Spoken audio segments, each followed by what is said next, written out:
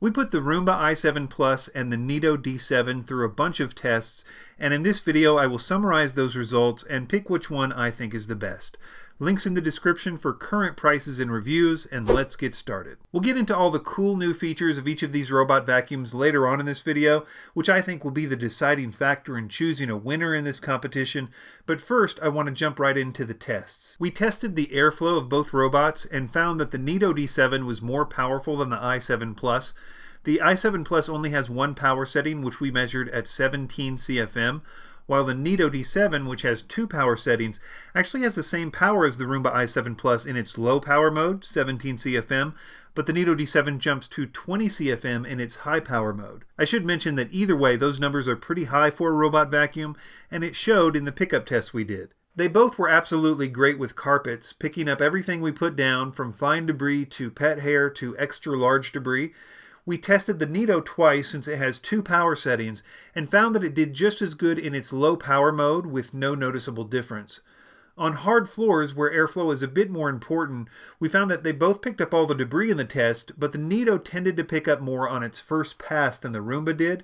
The Roomba does have what iRobot calls dirt detect, where it makes several passes when it detects large amounts of debris.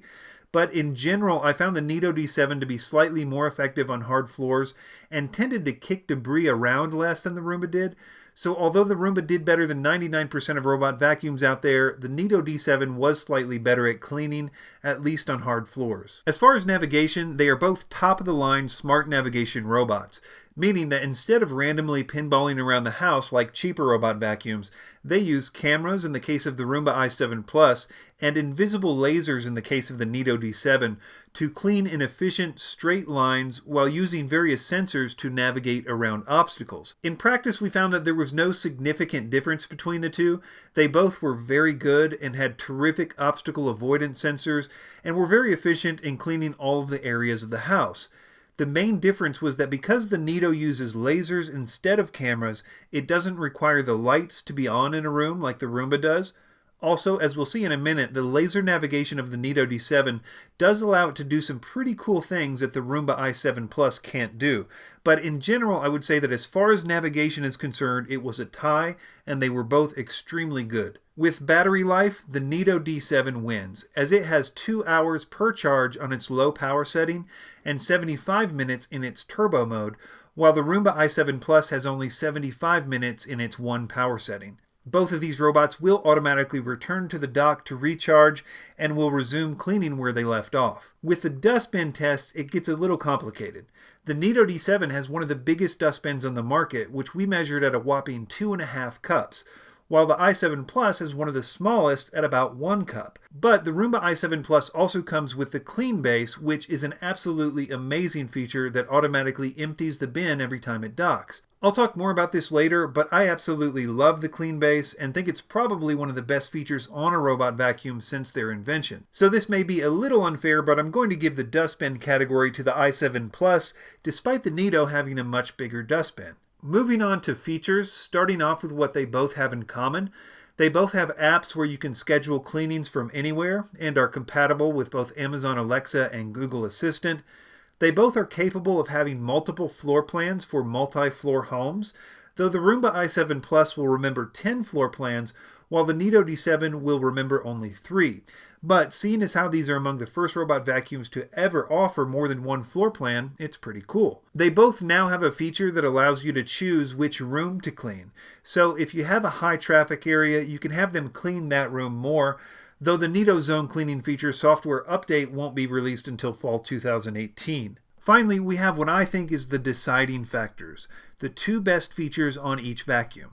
Let's start with the Roomba i7 Plus, which has the clean base, which is a large charging dock that has a bag inside that pairs with the dustbin on the robot whenever it docks.